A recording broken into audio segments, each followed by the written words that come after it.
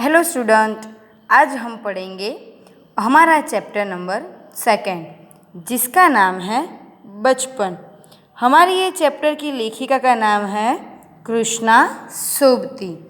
हमें यहाँ पे हमारी लेखिका उनके और हमारे बचपन के बीच जो आज अंतर आ गया है, फ़र्क हो गया है, उनके बारे में वो बता रही है। तो आइए अब हम देखते हैं हमारा चैप्टर। मैं तुम्हें अपने बचपन की ओर ले जाऊंगी। मैं तुमसे कुछ इतनी बड़ी हूँ कि तुम्हारी दादी भी हो सकती हूँ, तुम्हारी नानी भी, बड़ी बुआ भी, बड़ी मौसी भी। परिवार में मुझे सभी लोग जीजी कहकर ही पुकारते हैं। मैंने पहले ही बताया कि लेखिका हमें अपने और आज के बचपन में, यानी कि आप भी अपने दादा दादी, नाना नानी उनसे पूछ सकते हैं कि उन्होंने अपने बचपन में कैसा जीवन बिताया है, यानी कि उनका खुराक कैसा था, वो कैसे कपड़े पहनते थे, कैसे खेल खेलते थे आदि। हाँ, मैं इन दिनों कुछ बड़ा बड़ा यानी उम्र में सयाना महसूस करने लगी हूँ, शायद इसलिए कि पिछली शताब्दी में पैदा हुई थी। पिछली शताब्दी यानी कि 100 वर्ष का समय। मेरे पहनने ओढ़ने में काफ़ी बदलाव आए हैं। पहले मैं रंग बिरंगे कपड़े पहनती रही हूँ, नीला, जामुनी, ग्रे, काला, चॉकलेटी, यानी कि लेखिका पहले रंग बिरंगे कपड़े पहनती थी। उन्हें पहले रंग बिरंगे कपड़े पहनने अच्छे लगते थे और वो पहनती थी जैसे कि नीले रंग के, जामुनी, ग्रे, चॉकलेटी आदि।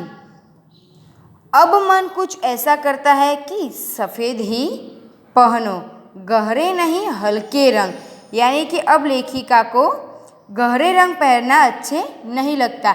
अब उनका मन करता है कि वो हल्के रंग पहने।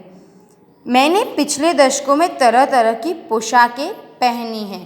पहले फ्रॉक, फिर निकरवॉकर, स्कर्ट, लहंगे, गरारे और अब चूड़ीदार और घेरदार कुर्ते, यानी कि लेखिका पहले रंग बिरंगी पोशाक और तरह तरह की पोशाकें पहन चुकी है, जैसे कि फ्रॉक, निकरवॉकर, स्कर्ट, लहंगे, गरारे आदि। पर अब उनका मन क्या करता है कि उनको सिर्फ चूड़ीदार और घेरदार कुर्ते पहनने अच्छे लगते हैं। बचपन की कुछ फ्रॉक तो मुझे अब तक याद है। हल्की नीली और पीली धारी वाला फ्रॉक, गोल कॉलर और बाजू पर भी गोल कफ। एक हल्के गुलाबी रंग का बारीक चुन्नटों वाला घेरदार फ्रॉक, नीचे गुलाबी रंग की फ्रिल, यानी कि लेखिका बता रही है कि उन्हें अपने टाइम की जो पहले फ्रॉक पहनती थी उनमें से कुछ कुछ फ्रॉक आज भी याद है। और कौन कौन से कलर के थे? तो नीली और पीली धारी वाला फ्रॉक। उसका कॉलर कैसा था? तो गोल कॉलर और बाजू पर भी गोल कफ। हल्के गुलाबी रंग का उनके पास बारीक चुन्नट यानी कि सिलावट वाला एक घेरदार फ्रॉक भी था, जिसके नीचे गुलाबी रंग की फ्रिल थी। उन दिनों फ्रॉक के ऊपर भी जेब में रुमाल और बालों में इतराते रंग बिरंगे रिबन का चलन था। उनके टाइम में भी जेब में रुमाल और बालों में, आज आपने देखा होगा कि लड़कियां बालों में रिबन लगाती है, उस टाइम पर भी रिबन का चलन था। लेमन कलर का बड़े प्लेटों वाला गर्म फ्रॉक, जिसके नीचे फर टंकी थी। 2 ट्यूनिक भी याद है, एक चॉकलेट रंग का और अंदर की कोटी प्याजी, दूसरा ग्रे और उसके साथ सफ़ेद कोटी। 2 ट्यूनिक यानी कि ढीली ढीली पोशाक की उनको याद है कि ऐसे ट्यूनिक वाले भी कपड़े उन्होंने पहने थे। कैसे? चॉकलेट रंग का और अंदर की कोटी प्याजी और दूसरा ग्रे और सफ़ेद कोटी। मुझे अपने मोजे और स्टॉकिंग भी याद है। बचपन में हमें अपने मोजे खुद धोने पड़ते थे। वह नौकर या नौकरानी को भी नहीं दिया जा सकते थे, इसकी सख्त मनाही थी। लेखिका को अपने मोजे और स्टॉकिंग भी याद है और वो बोल रही कि उनके टाइम में उनके मोजे और सब कुछ काम वो खुद करना पड़ता था। वहाँ मोजे धोने के लिए नौकर या नौकरानी को देने की सख्त मनाही थी। हम बच्चे इतवार की सुबह इसी में लगाते। धो लेने के बाद अपने अपने जूते पॉलिश करके चमकाते। जब जूते कपड़े या ब्रश से रगड़ते तो पॉलिश की चमक उभरने लगती।